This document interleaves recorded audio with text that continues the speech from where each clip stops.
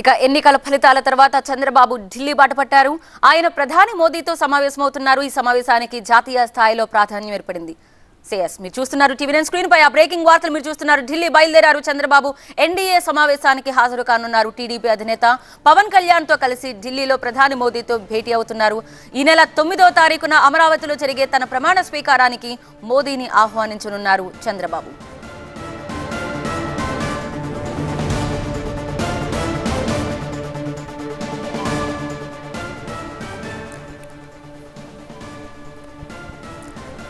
ఎన్నికల ఫలితాల తర్వాత చంద్రబాబు ఢిల్లీ బాట పెట్టారు. ఆయన ప్రధాని మోదీతో సమావేశం కానున్నారు. ఈ సమావేశానికి జాతీయ స్థాయిలో ప్రాధాన్యత ఏర్పడింది.